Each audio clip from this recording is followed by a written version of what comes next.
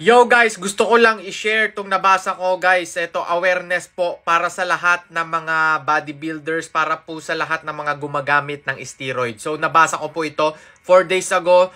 Gusto ko lang pong ikalat na sana po stop na po natin yung paggamit ng steroids. Okay? Bakit? Ito ang balita, malungkot na balita sa ating mundo. Okay, ito, highlights. Isang dating modelo at pageant contestant, si Muhammad Hugo.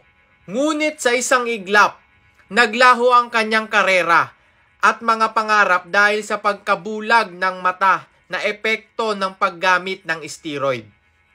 Ayan, kita nyo yan. Nabulag sa steroid. Ayan ha. Baka sabihin nyo fake news eh. Ayan, pinost po yan ng TV5. Ayan, kapatid mo, Idol Rapi Tulfo. Ayan.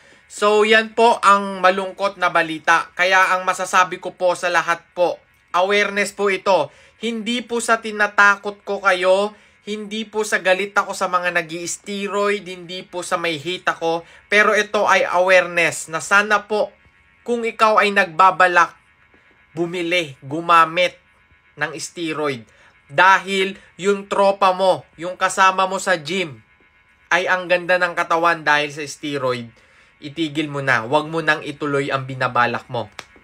Paano naman? Kung ngayon mo lang napanood itong video na to, tapos meron ka ng steroid, nakabili ka na.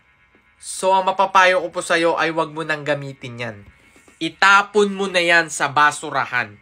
Okay? Pera lang yan. Mababalik ang pera mo. Pero pag nabulag ka, sobrang laking perwisyo niyan. Hindi mo alam kung makakakita ka pa ulit. Guys, ang daming pwedeng gawin. Ang daming masasayang gawin.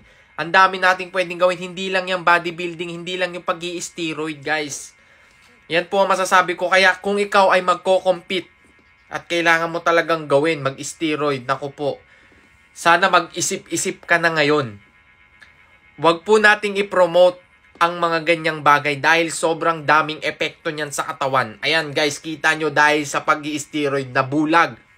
Diba? Bata pa yan, guys. Bata pa yan, ha?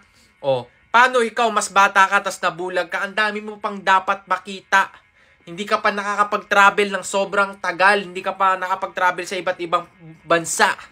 Tapos mabubulag ka, hindi mo makikita yung mga nature, yung kagandahan. So, ang mapapayo ko, stop using steroid para makakita ka pa. Diba? Kasi syempre, pag nabulag ka, putya, kawawa ka naman. Di mo na sarili mong katawan, papagandaan ng katawan kasi nag-steroid ka, gusto mong gumanda yung katawan mo, pero hindi mo makita. Yun po ang pinakamalungkot na pwedeng mangyari sa atin. So, yan, habang maaga pa, sana kumalat tong video na to, awareness po, wag po tayong gagamit